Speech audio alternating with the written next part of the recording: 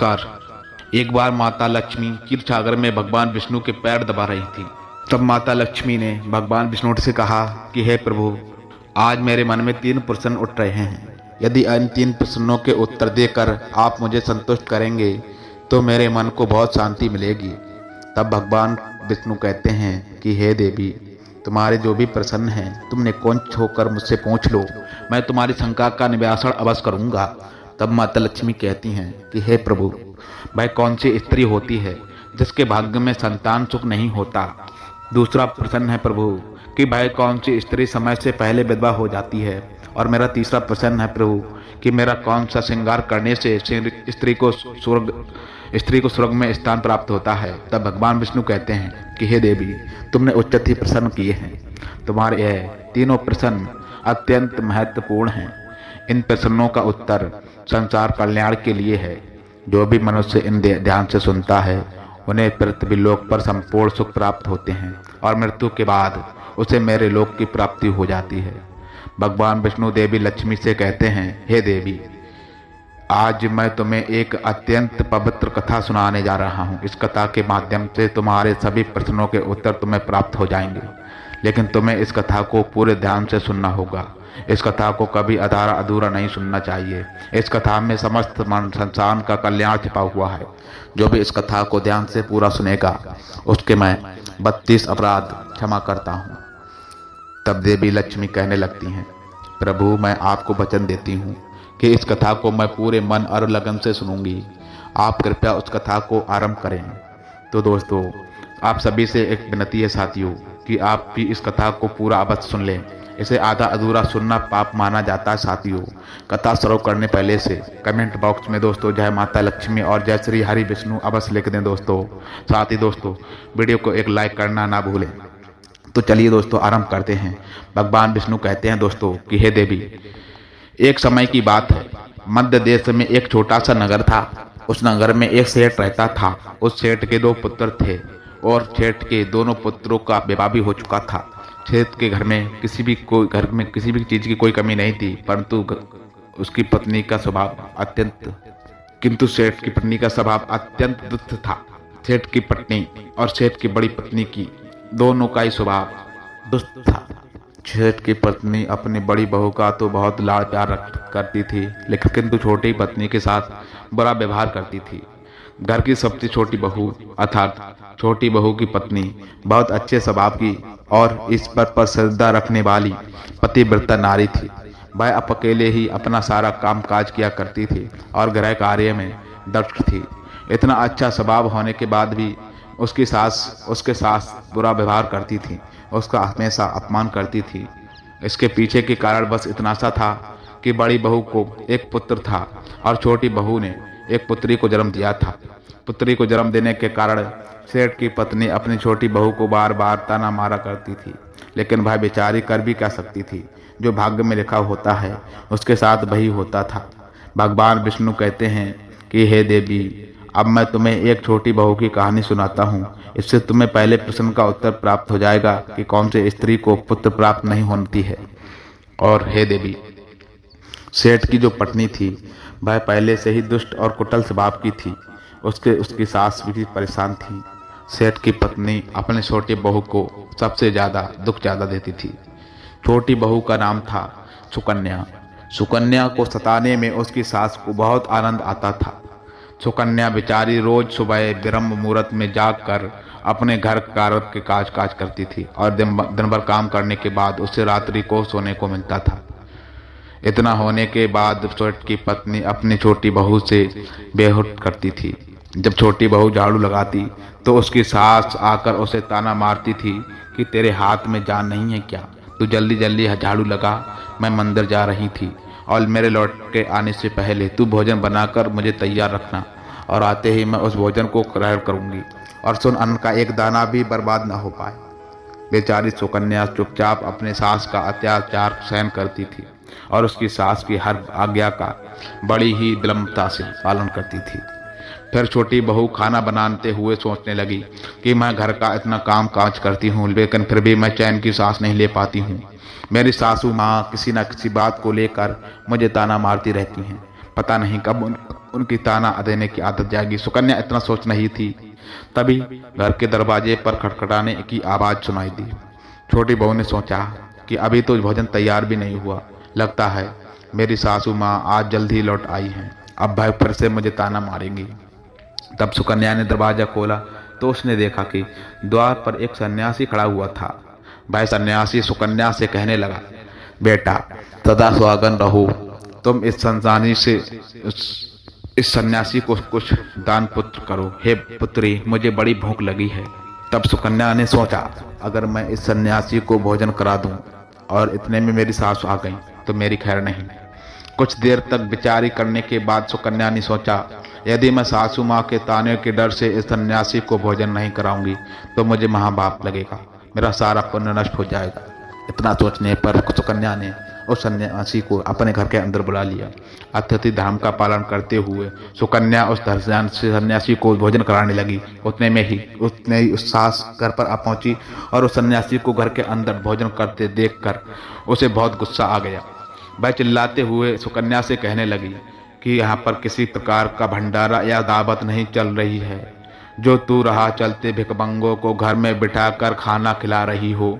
सुकन्या ने अपनी सास से बड़ी विनती की, लेकिन सुकन्या ने की सास ने बहू की एक नहीं सुनी थी और उसकी सास ने उस सन्यासी को घर से बाहर निकाल दिया और उसके भोजन को उठाकर कचरे में डाल दिया। उसके बाद दोस्तों भाई सास सुकन्या पर गुस्सा करने लगी थी।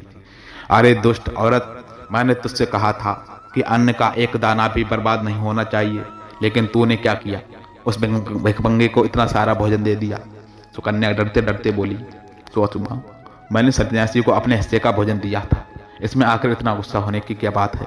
द्वार पर आया अतिथियों को कभी खाली हाथ नहीं भेजते हैं, ऐसा शास्त्र मानते हैं। फिर सुकन्या की सास उसने बहुत डांटा। दोनों के बीच कई देर तक बहस होती रही और सुकन्यासी की सास ने सुकन्या को धक्के मार कर घर से बाहर निकाल दिया और घर का दरवाजा बंद कर दिया। सुकन्या देर तक घर के मुख्य दरवाजे पर सामने खड़ी रही और बाहर से अपनी सास को आवाज देने लगी थी। सुकन्या की सास ने एक नहीं सुनी और उसे घर से अंदर आने नहीं दिया। फिर सुकन्या दुखी होकर उदास होकर अपने मायके के लिए निकल गई। मायके जाने के रास्ते में बहुत बड़ा जंगल पड़ता था। सुकन्या भूखी प्यासी रहकर उस जंगल के रास्ते से चलने लगी। तभी उसी समय अचानक जोर जोर से बादल गरजने लगे और मूसलाधार बारिश होने लगी थी। बारिश से बचने के लिए सुकन्या एक वृक्ष के जाकर खड़ी हो गई। वहां पर सुकन्या ने देखा कि पेड़ के नीचे में कोटर बना हुआ है। फिर भाई बिना देरी करे उस कोटर में घुस गई। कोटर में जाने के बाद सुकन्या ने देखा कि अंदर कोई साधु महात्मा बैठे हुए हैं। वह सन्यासी कोई और नहीं बल्कि भगवान विष्णु सानु का रूप धारण करके बैठे हुए थे। जब उस साधु ने उस कन्या को देखा तो, हे पुत्री, तुम इस घने जंगल में अकेली क्या कर रही हो? रोना बंद करो, मैं तुम्हारे बारे में सब कुछ जानता हूँ। तुम्हारे ससुराल वाले अत्यंत दुष्ट स्वभाव के हैं और वे तुम्हें बहुत ज्यादा दुख देते हैं। इसका कारण केवल बस इतना सा है कि तुम्हें पुत्र की प्राप्ति नहीं हुई है और पुत्री को जन्म देने के कारण तुम्हें तुम्हारी सास के ताने सुनने पड़ सकते हैं। हे पुत्री, तुम चिंता ना करो, मैं तुम्हें एक पर्ची देती हूँ। इस पर जो भी उपाय लिखा हुआ है तुम उस उपाय को पूरे मन के साथ करो, फिर तुम्हें एक गुणवान पुत्र की प्राप्ति होगी। फिर सुकन्या ने भय पर्ची दी और भय साधु वहां से अचानक गायब हो गया। यह चमत्कार देखकर सुकन्या बहुत ही प्रसन्न हुई और जब बारिश रुकी तब सुकन्या का पति उसे ढूंढते हुए उस स्थान पर पहुंच गया। सुकन्या ने अपने पति को सारी हकीकत बता दी थी और फिर दोनों ने ही घर वापस जाकर उसी जंगल में रहने का निर्णय ले लिया। वहीं पर रहते हुए एक दिन सुकन्या के मन में पुत्र प्राप्ति का ख्याल आया और वह मन ही मन सोच ही रही थी कि यदि मेरा भी कोई पुत्र होता तो आज ससुराल में मुझे बहुत ज्यादा इज्जत मिलती। तभी सुकन्या को उस साधु के द्वारा दी गई पर्ची की याद आ गई और भय से उस पर्ची खोल कर पढ़ा तो उसने देखा कि जो स्त्री पुत्र प्राप्ति की कामना रखती है उसे रात्रि में अपने पति की बाईं तरफ सोना चाहिए। ऐसा करने से कुछ समय बाद में बाईं करवट लेटने से नाक का दाहिना सुर और दाहिनी करवट लेटने से नाक का बायां सुर चालू हो जाता है। फिर जब पुत्र की इच्छा हो तो उस स्त्री में मिलन से पहले ही यह निश्चित कर लेना चाहिए कि पुरुष का दायां सुर चलने लगे और स्त्री का बायां सुर चलने लगे और उसी समय गर्भ धारण किया जाना चाहिए। ऐसा करने से निश्चित ही पुत्र की प्राप्ति होती है। इसके विपरीत नाक के बाहर सुर के चलने से पुत्री की प्राप्ति होती है। उस पर्ची में आगे लिखा हुआ था कि मानसिक धर्म शुरू होने के बाद पहले 4 दिनों में पुरुष के साथ मिलन करने से पुरुष को रगड़ता प्राप्त हो जाता है और 5वीं रात्रि मिलन करने से पुत्री की प्राप्ति होती है तथा 6वीं रात्रि मिलन करने से पुत्र रत्न की प्राप्ति होती है। 7वीं रात्रि मिलन करने से बंध्या प्राप्ति होती है। 8वीं रात्रि मिलन करने से बलशाली पुत्र की प्राप्ति होती है। 9वीं रात्रि मिलन करने से सुंदर कन्या की प्राप्ति होती है तथा 10वीं रात्रि मिलन करने से विद्वान और अति श्रेष्ठ पुत्र की प्राप्ति होती है। 11वीं रात्रि में मिलन करने से सुंदर आचरण वाली कन्या प्राप्त होती है। 12वीं रात्रि में मिलन करने से गुणवान पुत्र प्राप्त होता है। 13वीं रात्रि में मिलन करने से लक्ष्मी स्वरूपा पुत्री होती है। 14वीं रात्रि में मिलन करने से गुणवान और बुद्धिमान और तथा बलवान पुत्र होता है। फिर सुकन्या ने मानसिक धर्म के बाद 14वीं रात्रि में अपने पति के साथ मिलन किया और उसके बाद गर्भ धारण किया। फिर दूसरे दिन सुकन्या का पति जंगल में लकड़ी काटने के लिए चला गया और सुकन्या घर पर पड़ी रही। फिर अचानक से तेज तूफान आया और सुकन्या की झोपड़ी उड़ गई। फिर सुकन्या दौड़ती हुई उसी पेड़ के कोटर में जाकर रुक गई जहां पर उसे वह साधु मिला था। सुकन्या वहां अपने पति की राह देख रही थी अचानक वहां 2 राक्षसी आ गईं। वह राक्षसी अत्यंत मायावी थीं। फिर उन्होंने उस कोटर के साथ पेड़ को उड़ाकर एक ऐसे स्थान पर चली गईं जहां पर बहुत सारा सोना था। जब सुकन्या ने यह दृश्य देखा तो वह चौंक गई। सुकन्या पेड़ के कोटर में छिपी रही। जब वह राक्षसी भोजन की तलाश में गई तो सुकन्या ने उस स्थान पर से बहुत सारा सोना उठा लिया और उसी कोटर में भर लिया। जब वह राक्षसी लौट आई तो पेड़ पर बैठकर वह उस पेड़ को उड़ाकर उसी जंगल में आ गई। राक्षसियों के जाने के बाद सुकन्या वह सारा सोना लेकर अपने पति के पास चली गई और उसे वह सारा सोना दे दिया। फिर पति और सुकन्या दोनों अपने ससुराल को लौट गए। वहां जाकर उसने अपनी सास को वह सोना दे दिया और सारी हकीकत बता दी, जिसे सुनकर उसकी सास को बहुत गुस्सा आया और बोलने लगी, अरे मूर्ख औरत, तू बस इतना ही सोना लेकर आई है, इतना सोने से क्या होगा? मैं होती तो बहुत सारा सोना लेकर आ जाती। फिर उसकी सास ने भी उस जंगल के कोटर में जाकर छुप गई और राक्षसियों की राह देखने लगी। तभी वह 2 राक्षसी वहां पर आई और फिर उन्होंने उस कोटर को उड़ाकर एक बर्फीले पहाड़ पर ले गई। ये देख सास बहुत क्रोधित हो उठी और बोलने लगी, ये कहाँ लेकर आई है? यह तो बस बर्फ और मिट्टी है। तभी उन राक्षसियों ने उसकी आवाज सुनी और देखा और बूढ़ी औरत पेड़ के कोटर में बैठी छुपी है।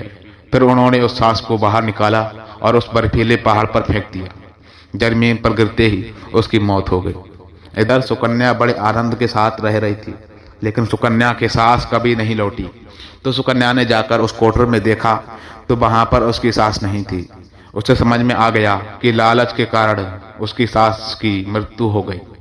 भगवान विष्णु कहते हैं, हे लक्ष्मी, जिस स्त्री को पुत्र प्राप्ति की कामना है उसे मैंने सुकन्या को दी हुई पर्ची में बताए गए उपाय जरूर करने चाहिए।